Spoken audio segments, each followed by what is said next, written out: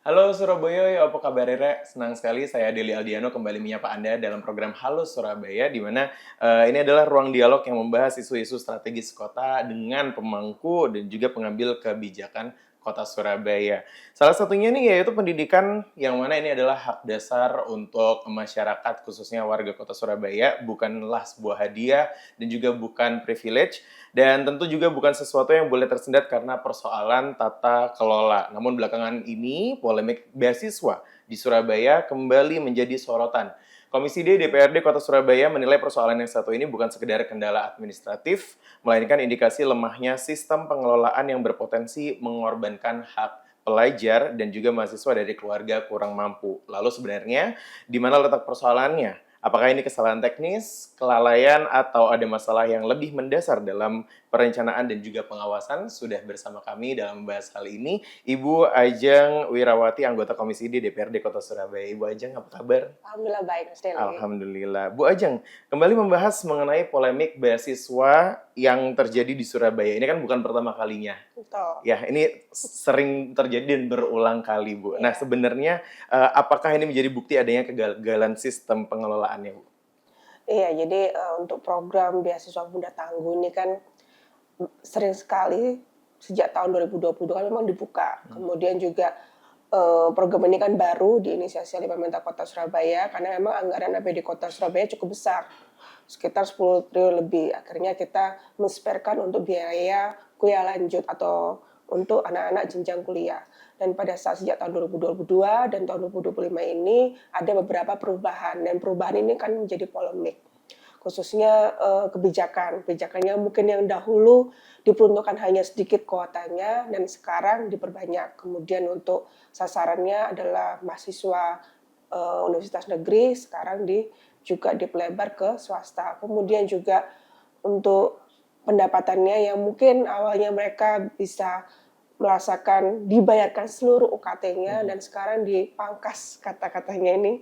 Nah, ini jadi 2.500.000 per semester untuk semuanya merata, baik ke 23.820 mahasiswa. Kemudian untuk uang saku, mungkin uang saku yang dulu ada uang semester, untuk awal semester itu ada 750, kemudian bulanan 500.000 per bulan, dan sekarang dipangkas juga, uang semesternya ditiadakan, kemudian uang bulanannya menjadi 300.000. Dan ini banyak sekali keluhan di para peserta mahasiswa beasiswa yang lama seperti itu. Jadi khususnya yang dulunya mungkin bisa di luar kota, bisa mendapatkan tambahan untuk biaya hidupnya, nah ini akhirnya kesulitan. Begitu juga pada mahasiswa yang berkuliah di kota Surabaya, tetapi karena UKT-nya dipotong, akhirnya juga kesulitan. Sehingga kita juga melihat mungkin dari evaluasi pemerintah kota mengenai peraturannya kurang dapat perencanaan yang matang. Dalam artian itu syaratnya kurang dipertegas. Mungkin mereka hanya melihat untuk jenjang pendidikan lanjutan, tetapi jenjang pendidikan lanjutan ini kan berbagai macam jalur. Betul. Dan kebijakan antar universitas juga sangat berbeda. Mereka punya jalur teknis yang bermacam-macam. Kemudian juga dari sisi kita lihat penganggaran kembali. Penganggaran kita mungkin dari tahun 2022 sampai terakhir kemarin 2025 kita mungkin hanya menganggarkan kan untuk jalur yang prestasi. Tapi ternyata secara peraturan perwali jalur yang mandiri bisa masuk. Akhirnya yang menjadi beban anggaran APBD Kota Surabaya bahkan ada yang 10 juta per semester, bahkan lebih. Bahkan ada 15 juta dan sebagainya. Ini menjadi catatan, akhirnya menggelembung dalam artian kalau dulu mungkin awal-awal tahun kita bisa hanya menganggarkan 30 miliar, kemudian naik jadi 40 miliar, kan melambung lagi untuk 60 miliar, tapi hanya untuk kuota yang sedikit. Akhirnya disamaratakan untuk 2,5 juta per UKT. Kemudian juga dari sisi pengawasan ya tadi itu, ternyata dari perwali kan sudah jelas, di situ ada tim verifikator. Tim verifikator harusnya juga bisa mencatat dan perhitungkan UKT yang masuk berapa. Betul. Dibandingkan dengan syarat-syarat, mungkin syarat pendidikan, syarat prestasi, syarat keadaan, ataupun diprioritaskan memang orang miskin. Nah ini akhirnya mungkin kurang match ya, antara yang yang dimasukkan harusnya berapa, kemudian yang dianggarkan untuk berikutnya menjadi target pencapaian IPM juga masih dirasa kurang. Tapi dari datanya sendiri ya Bu, apakah data penerima beasiswa selama ini tuh valid atau justru dari awal memang ada permasalahan? Ya, dari awal ini memang dari tahun di awal ini kita ada kesulitan mengenai sosialisasi. Karena memang namanya program baru kan sulit mendapatkan pendaftar. Betul. Akhirnya hanya terdengar di tempat-tempat mungkin yang dekat-dekat dengan pemerintah Kota Surabaya seperti itu. Akhirnya kita pastinya memperluas untuk semua jalur yang sudah masuk di PTN dan IPK 3 maka bisa dibiayai oleh APBD Kota Surabaya. Ternyata sesuai dengan evaluasi baik dari pemerintah pusat harusnya ini bisa menyasar ke masyarakat yang membutuhkan. Betul. Sehingga difokuskan untuk desil 1 hingga desil 5. Padahal pada di saat awalnya ya kembali lagi Kota Surabaya pastinya juga lama belajarnya juga kurang, kebanyakan 10 jam 10 tahun 10 seperti tahun, itu. betul. Kemudian akhirnya jarang juga yang masyarakat miskin yang melanjutkan ke jenjang tinggi. Kemudian dari sisi kedua mungkin masyarakat juga takut ataupun belum berani mendaftarkan ke PTN. Kebanyakan mungkin PTS. Akhirnya juga yang mendaftarkan ke beasiswa penunda tangguh yang lama adalah mungkin mahasiswa yang dirasa mampu oleh pemerintah Kota Surabaya. Baik. Lalu bagaimana sebenarnya mengenai transparansi proses seleksi Bu ya? Beasiswa yang satu ini siapa yang mengawasi secara langsung sebenarnya? Kita punya verifikator, dalam artian kalau pengawas kita pastinya transparansi dari sisi DPRD dan juga pemerintah kota sangat transparan. Tetapi kan kita tidak melihat sejauh mana itu persyaratan yang detail karena sudah ada tim verifikatornya yang sudah melalui juknis perwali sebelumnya. Sehingga jadi juknis itu tidak linear dengan anggaran sebelumnya seperti itu. Dan untuk anggaran pengentasan kemiskinan juga tidak linear sehingga yang mungkin dulu hanya diprioritaskan untuk mahasiswa yang prestasi, tapi akhirnya tidak menyebabkan ataupun tidak membuat output untuk kesejahteraan masyarakat itu naik seperti itu. Baik kalau begitu. Sebenarnya saya penasaran juga mengenai anggaran yang tadi sempat disinggung oleh Bu Ajeng, kalau ternyata semakin ada laporan baru, anggarannya semakin melambung lagi ya Ibu ya? Iya. Nah, mengenai anggaran ini sebenarnya anggaran tidak sedikit ini sebenarnya beasiswa ini mengalirnya kemana anggarannya Bu?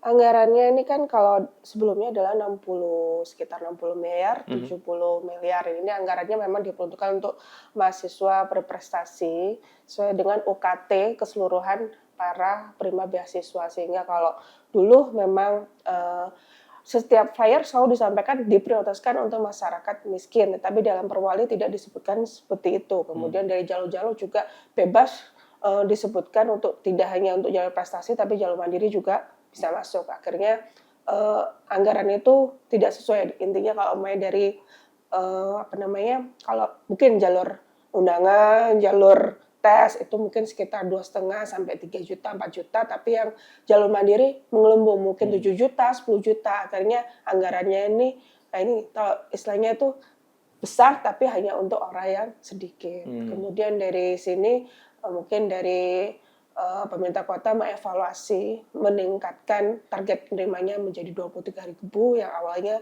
dari 3.000. Nah, kemudian ini juga kita juga mengevaluasi kok bisa gitu, yang verifikasi tidak menghitung, tidak linear dengan tim ahli anggarannya seperti itu. Harusnya kalau sudah ada indikasi menggelembung seperti itu, harusnya kan nanti segera dievaluasi ataupun tidak perlu diloloskan. Betul. Sehingga tidak ada yang namanya salah sasaran yang disebutkan oleh wali kota di sini. Oke, baik Bu Ajeng, mungkin kita akan membahas lebih dalam lagi mengenai anggaran ini tentunya untuk hak pendidikan di masyarakat khususnya warga Surabaya. Masih bersama kami, tetaplah di Halo Surabaya, Anda jangan kemana-mana.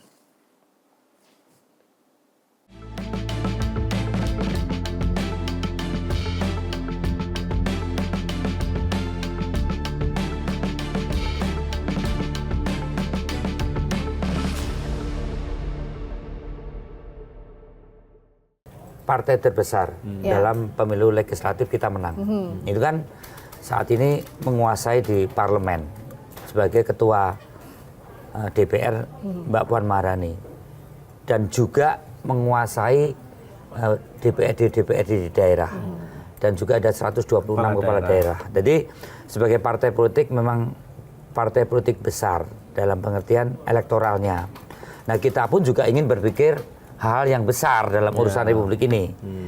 Nah, Kongres PDI Perjuangan selalu bicara hal yang strategis tentang persoalan-persoalan bangsa ke depan dengan cara pandang bagaimana ideologi Pancasila NKRI ini tidak hanya soal konsisten, tapi juga bagaimana relevansi dan kontekstualisasi itu berjalan. Dalam kita mendesain ini, isu-isu yang Gus Im sampaikan tadi, saya kira itu ada di dalam dinamika politik saat ini. Nah, namanya juga isu. Namanya isu itu bisa kita abaikan, bisa tidak. Bisa menjadi realitas, bisa tidak. Tentunya PDI juga terus akan mencermati hal-hal yang berkait dengan isu-isu. Apakah isu itu menjadi realitas atau tidak? Tentu kehendak subjektif PDI Perjuangan sebagai partai yang sudah berulang-ulang kali kongres dan sudah juga berbagai dinamika, baik itu di tahun sebelumnya, ya, sebelum reformasi, tahun 96, kemudian pernah berkuasa, kemudian pernah di luar kekuasaan, pernah berkuasa dan di luar kekuasaan.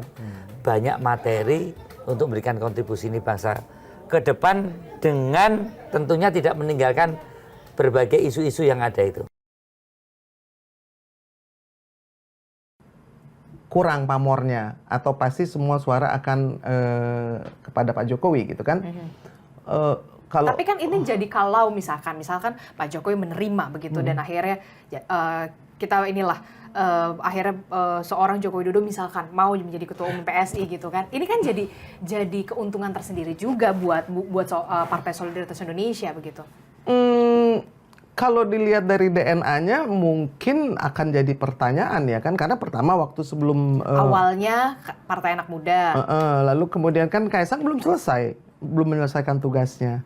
Ya maksudnya saya mencoba untuk objektif ya, untuk bisa berpolitik dengan kebijaksanaan, lalu juga dengan nurani gitu ya. Masih bisa kok. Jadi orang kan suka mencemooh, orang politik pasti mau untungnya dan enaknya saja. Enggak kok.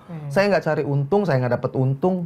Saya nggak minta jadi komisaris, saya nggak minta jabatan, nggak minta posisi. Enggak, maksudnya... Emang ada yang kayak gitu ya? I don't know. People have the impression bahwa orang-orang itu akan mengatakan sesuatu sesuai dengan pesanan, ya kan? Saya tidak dipesan oleh siapapun. Dan kalau saya diizinkan untuk memberikan nasihat, maka saya akan bicara bahwa biar saja Mas Kaisang yang diberi kesempatan untuk memimpin. Lagi? Bukan lagi, kan belum selesai kok. Kan 5 tahun. 5 tahun kan nggak boleh diteruskan. Gitu. Jadi tidak perlu diinterupsi lagi karena nanti bisa menjadi pertanyaan. Pasti. Kenapa? Iya kan, yang tadi saya bilang estafet kan harusnya ke bawah, bukan ke atas. Gitu. Saya kan tukang kebun ya, saya kan tukang kebun ya. Jadi kalau kamu berkebun itu kamu harus memberikan tempat kepada tunas-tunas muda untuk tumbuh, yaitu dengan cara ranting-ranting yang sudah tua, daun-daun yang sudah tua itu harus diambil, harus dibuang untuk memberikan kesempatan kepada yang muda untuk tumbuh. Saya pikir kehidupan manusia, ekosistem di dunia politik ataupun ekosistem di dalam organisasi harus mengikuti hukum alam yang memang berlaku.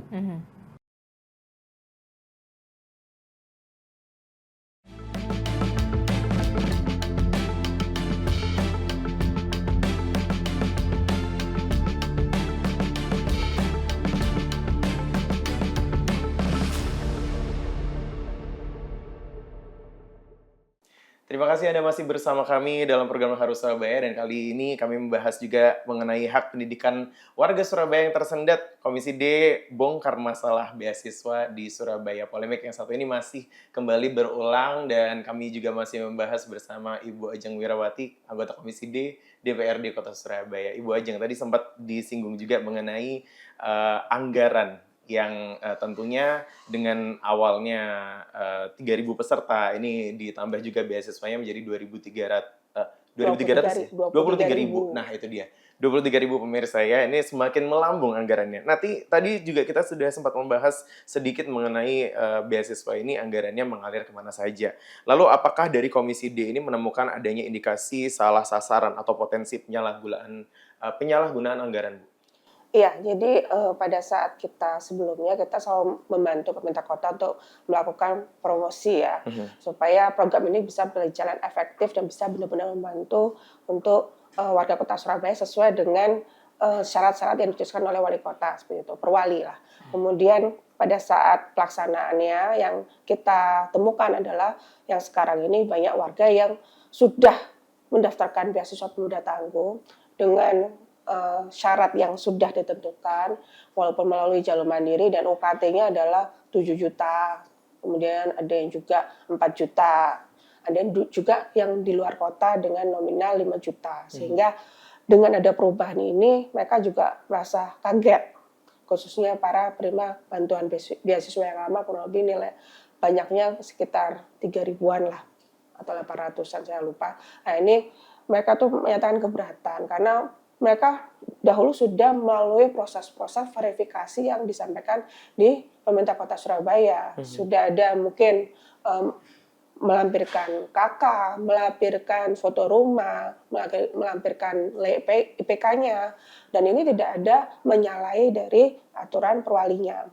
Jika disebutkan adanya salah sasaran, masuk atau diberikan kepada salah satu anak pejabat, harusnya menurut para mahasiswa beasiswa lama harusnya itu saja yang dicoret, tapi yang hak-hak yang dahulu disampaikan sejak awal tidak berubah, khususnya para anak-anak semester 6, semester 8 ini yang mau akhir ini sudah takut dan khawatir akan cuti, padahal mungkin bebannya masih banyak. Dan memang sekarang ada tidak kaku seperti yang dahulu, sekarang kan bukan sepenuhnya dikategorikan beasiswa, ini adalah bantuan pendidikan, sehingga boleh diajukan untuk beasiswa yang lainnya, sehingga tidak hanya mengungkung satu, tidak boleh menerima beasiswa lainnya. Tapi ini kan sangat cepat, dalam artian 1 bulan anak-anak beasiswa yang lama ini harus mencari untuk membayar selisihnya itu tadi.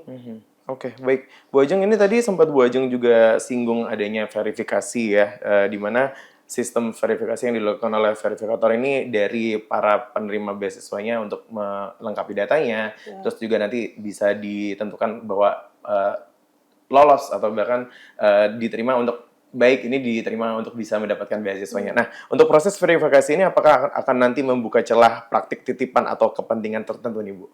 Ya, karena sekarang peraturan perwalinya yang 2 sebelumnya, mungkin yang 1 sudah dicabut, yang sekarang ini ada hanya 1 lah. Dan ini sudah sangat diperketat, dalam artian harus sudah bersinergi dengan dinas sosial, harus menyertakan data antara desa 1 dengan desa 5. Sehingga saya yakin ini harapannya lebih tepat sasaran. Dalam artian linear dalam pengentasan kemiskinan. Tetapi saya garis bawahi dan saya juga kemarin mengingatkan pada dinas yang terkait, ada berapa banyak warga kota Surabaya yang masih dalam desa 1, desa 5, kemudian yang ingin melanjutkan ke perguruan tinggi. Ditakutkan pada saat kita menganggarkan 190 miliar, tapi tidak diserap semuanya karena kita jarang sekali dari desa 1, desa 5 yang melanjutkan ke perguruan tinggi. Tapi kembali lagi dari perwali juga dijelaskan bahwa ini mungkin boleh ataupun bisa menyangkut, tapi memang diprioritaskan untuk desa 1, desa 5, dan kalau umpamanya UKT-nya di atas dari 2.500.000, maka dari pihak mahasiswa harus mau membayar selisihnya atau bisa mengajukan beasiswa lainnya. Baik Bu, mengenai banyaknya siswa atau bahkan mahasiswa yang terancam putus sekolah akibat polemik yang satu ini, apakah Komisi D DPRD Kota Surabaya sudah mengantongi datanya berapa banyak, Bu? Iya, kemarin kita sudah berkomunikasi dengan dinas yang terkait sehingga kurang lebih ada 3.000-an, dan ini berbagai universitas yang kemarin 14 universitas yang telah bergabung MOU dengan beasiswa pemuda tangguh, dan di sini kita memastikan bahwa data ini harus disurvei ulang. Jadi kalau memang yang sebelumnya adalah mungkin berbagai jalur, kemudian UKT-nya di atas 2,5, kan pasti akan kesulitan untuk mengurus KRS yang berikutnya. Sehingga ini akan menjadi polemik. Dan kita tidak mau para anak-anak penerima beasiswa pemuda yang lama nih tiba-tiba putus kuliah karena masalah ini. Akhirnya kita kemarin merapatkan dari pihak pemerintah kota menyampaikan akan mendampingi, selainnya juga mengingatkan kepada universitas yang terkait mengenai program-program CSR dari universitas supaya membantu para penerima bantuan beasiswa yang lama seperti itu. Dan kita juga terus mengkawal, semua teman-teman Komisi D mengkawal dari 14 universitas mana saja yang sudah mau menyelesaikan keseluruhan para penerima bantuan beasiswa muda yang lama. Jadi kita masih mengantongi, mungkin ada beberapa universitas, ada 1, 2, 3 yang sudah oke. Tapi ternyata dari kendali di lapangan, administrasinya masih belum memperbolehkan KRS. Jadi sehingga kita harus benar-benar mengingatkan terus kepada dinas yang terkait, disebut Porapar, supaya harus intens terus mendampingi, mengecek dari satu persatu, kalau memang perlu disurvei ulang, baik itu pakai dana CSR-nya universitas atau Basnas ataupun yang lain, monggo, supaya nanti yang memang masyarakat mahasiswa kurang mampu ini dapat bantuan. Gitu. Baiklah kalau begitu. Mungkin Bu Ajeng nanti kita akan membahas di segmen selanjutnya mengenai sanksi ya, karena ini juga tentunya komitmen dari Komisi D DPRD Kota Surabaya untuk membongkar masalah beasiswa yang ada di Surabaya ini. Pastikan Anda masih bersama kami, jangan kemana-mana.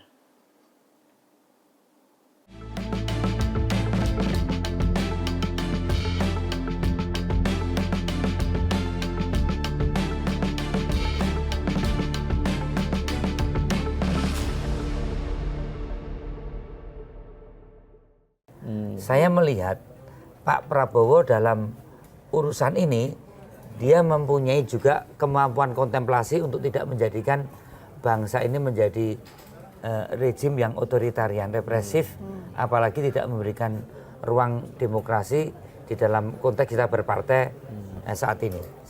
Saya melihat komitmen di Pak Prabowo itu ada. Nah kalau Pak Prabowo ada, teman-temannya juga nggak boleh mengikuti kan gitu kan. Teman-teman yang separtai apa teman-teman yang lainnya? Ya, ini kan sistem ya. Namanya presiden, apalagi dengan penguatan presidensial, itu kan begini. Demokrasi ini sebenarnya ada. mungkin yang benar itu bukan temannya Prabowo, temannya Mas Bimo. Sohib ya Mas Bimo. Ini kata-kata bersayap ini. Ya kan semuanya sahabat kalau Mas Bimo. Demokrasi ada. Ini saya kan melihat dari berbagai momen demokrasi. Mau undang-undangnya dibikin kayak apapun. Demokrasi di Indonesia ini hanya bisa berjalan sejauh mana kehendak kepala negara dan kepala pemerintahan, dalam hal ini presiden, termasuk Presiden Pak Prabowo, mau membatasi kekuasaannya dengan kewenangan yang sudah diatur oleh konstitusi atau tidak. Kalau beliau tidak mau membatasi kewenangannya atau kekuasaannya, apapun bisa dilakukan. Iya kan, jadi saya pikir kalau orang-orang banyak yang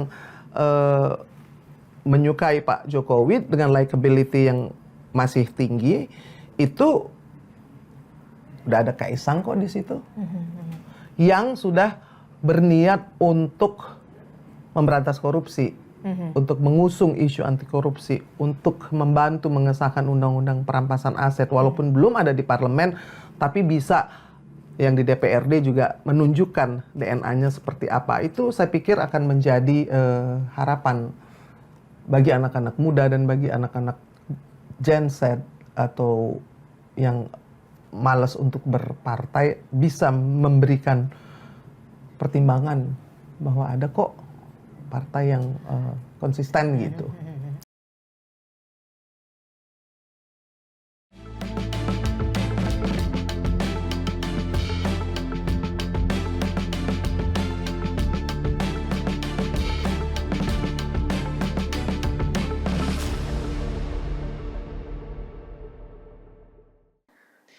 Terima kasih Anda masih bersama kami dalam program Halo Surabaya, masih membahas mengenai hak pendidikan tersendat, di mana Komisi D DPRD Kota Surabaya bongkar masalah beasiswa yang ada di Surabaya. Polemik beasiswa ini memang selalu saja muncul lagi, dan tadi sudah kami membahas juga dengan Ibu Ajeng Wirawati, Komisi D DPRD Kota Surabaya, mengenai banyaknya yang terjadi di polemik yang satu ini ya Bu ya, mulai dari anggaran juga tadi sempat kita bahas. Selanjutnya saya sebenarnya penasaran mengenai sanksi ya, karena untuk anggaran yang tentunya mungkin adanya terjadi pelanggaran begitu ya. Adakah sanksi yang direkomendasikan oleh Komisi D DPRD Kota Surabaya untuk dinas terkait?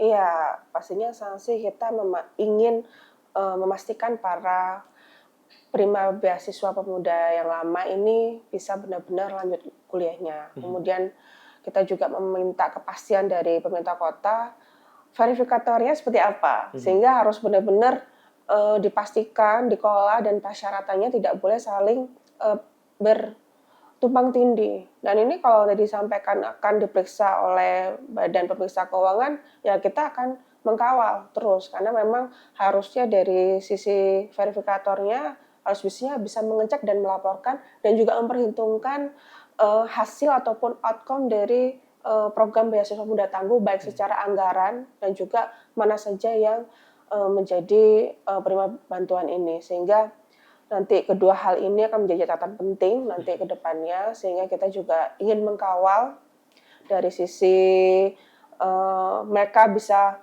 mendetek anak-anaknya seperti apa. Kemudian yang kedua, kita juga ingin mengkawal terus anak-anak ini supaya benar-benar bisa langsung dibayarkan ke pihak universitas, tidak ada hambatan. Jadi kalau sebelumnya mungkin MOU-nya mungkin agak terlambat, kemudian juga tidak sampai ke bawah, ini harusnya yang mahasiswa sudah mendaftarkan ke program beasiswa muda tangguh harusnya tidak perlu memikirkan lagi. Kalau sudah tangan surat pernyataan fakta integritas, harusnya yang APBD Kota Surabaya yang dianggarkan harus segera masuk ke rekening universitas supaya tidak diributkan administrasi dan sebagainya, supaya tidak sulit lagi. Dan harapannya ke depan ya dari pemerintah kota tidak ada lagi perubahan kebijakan, apalagi sangat prematur ya, hanya kurang lebih 2 tahun sudah berubah-ubah gitu. Karena namanya kita kuliah kan kurang lebih ada yang D1, ada juga minimal S1 juga kurang lebih 4 tahun.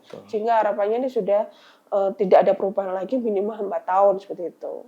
Baik, Bu Ajeng, ini dari Komisi DPRD Kota Surabaya sendiri, apakah merekomendasikan juga adanya audit menyeluruh terhadap program beasiswa Surabaya ini? Ya, kita menginginkan keterbukaan lebih kepada yang dicantakan salah sasaran, supaya nanti dari pihak mahasiswa lainnya juga tidak takut untuk mendaftarkan diri kepada program ini, karena nanti kedepannya kan kita memperluas menjadi 23.820 ataupun sekitar 24.000. Ditakutkan pada saat nanti dibuka, karena program ini terjadi banyak polemik, akhirnya masyarakat Kota Surabaya takut untuk mendaftar program ini, padahal kita sudah anggarkan besar dan tidak terserap dengan baik. Bahkan jadi harapannya pemerintah kota harus serius untuk melakukan langkah memberikan solusi pada masyarakat yang dulu menerima beasiswa yang lama dan juga dari keluarga yang tidak mampu. Harus ada benar-benar ada pendampingan. Supaya tidak serta-merta meninggalkan, kita berubah kemudian meninggalkan, dan mereka masih dalam kategori satu keluarga satu sarjana. Oke, baik. Bu Ajeng, ini bagaimana jika masalah yang satu ini, polemik mengenai beasiswa Surabaya sendiri ya Bu ya, tidak kunjung selesai? Apakah ada langkah politik yang akan diambil oleh Komisi di DPRD Kota Surabaya? Dari Komisi D kita sepakat, kita akan mengkawal terus. Dari sisi anggaran, kita akan terus menjuangkan kalau memang dihitung saja, kalau memang masyarakat yang dulu mungkin di hasil survei ulang adalah masyarakat kurang mampu, maka kita bisa menambahkan anggaran melalui PAK seperti itu. Jadi supaya tidak mengganggu kriteria ataupun penilaian masyarakat kepada program ini. Tapi yang untuk berikutnya, nanti pendaftaran yang terbaru pada saat Februari ini, kita harapannya benar-benar bisa sinergi dengan MOU dengan 32 universitas yang benar-benar, supaya nanti program ini benar-benar bisa berjalan efektif, harapannya seperti itu. Ibu, sebenarnya saya penasaran Ibu mengenai polemik beasiswa yang satu ini ya. Nanti kalau semisal ada hak pendidikan siswa atau bahkan mahasiswa ini yang benar-benar hilang, menurut Komisi D DPRD Kota Surabaya sendiri siapa yang akan bertanggung jawab? Iya, ini yang bertanggung jawab tentu saja dari pemerintah Kota Surabaya. Dalam artian memang jelas masyarakat ini kan sebagai penerima bantuan dan mereka diwajibkan untuk menerima segala perubahan nanti di kemudian hari. Tapi harapannya pemerintah Kota Surabaya harusnya membuat kebijakan yang bisa kurang lebih bertahan lama supaya memastikan tingkat kelulusan untuk para mahasiswa ini benar-benar berjalan, tidak hanya sebentar saja seperti itu. Jadi harapannya ini ke depannya segala program harus dihitung dari skala input dan outputnya supaya benar-benar bisa tidak hanya menghitung target pendaftarnya tapi target kelulusannya berapa, dihitung dari kelulusan pendaftar pertama mungkin biasanya semester 2, semester 3, ya harusnya minimal dari itu. Tapi harapannya dari pemerintah kota, karena ini sudah menjadi kebijakan, mohon tetap bisa mendampingi khususnya para penerima beasiswa yang lama. Dan harapannya juga benar-benar sinergi kepada para tokoh masyarakat, para RT, RW, KSH, dan semuanya melakukan sosialisasi supaya pendaftarnya mau untuk memastikan satu keluarga, satu sarjana tercapai. Baik, mungkin yang terakhir dari Ibu Ajeng Wirawati sendiri selaku anggota Komisi D DPRD Kota Surabaya, ada yang mau disampaikan kepada siswa, mahasiswa, atau bahkan orang tua didik yang penerima beasiswa Surabaya ini? Monggo Ibu, ada yang mau disampaikan? Iya, saya harapkan kepada para penerima bantuan beasiswa pemuda yang lama, segera melakukan konsultasi, baik itu secara dewan dan juga dinas santai dan juga universitas, supaya bisa dilaksanakan survei ulang. Karena ini adalah metode yang diupayakan. Yang kedua, diingat terus bahwa sekarang boleh mendapatkan bantuan beasiswa yang lain. Jadi tidak hanya terkungkung ada satu beasiswa kemudian tidak boleh menerima beasiswa lain. Jadi boleh mengajukan baik itu secara CSR dari universitas ataupun dari bantuan swasta yang memang dipromosikan di universitas yang terkait. Kemudian para warga sekalian mungkin yang baru akan mau mendaftar baik di PTN dan PTS, jangan takut, program ini adalah program untuk bantuan pendidikan sehingga boleh mendaftar, tapi kembali lagi memang ini program diprioritaskan untuk desa 1, desa 5, dan untuk satu keluarga, satu kakak. Baik, baiklah kalau begitu Bu Ajeng, terima kasih atas waktunya. Tentunya mengenai beasiswa Surabaya, mengenai transparansi, validitas data, dan juga pengawasan ini menjadi kunci agar program ini benar-benar tepat sasaran, dan juga tentunya kita sebagai warga Kota Surabaya berharap evaluasi yang dilakukan tidak berhenti hanya pada wacana, melainkan melahirkan kebijakan yang lebih akuntabel dan juga berkeadilan. Sekali lagi terima kasih Ibu Ajeng Wirawati, anggota Komisi D DPRD Kota Surabaya atas waktunya. Saya Dili Aldiano dan segenap kru yang bertugas mengucapkan terima kasih dan sampai jumpa.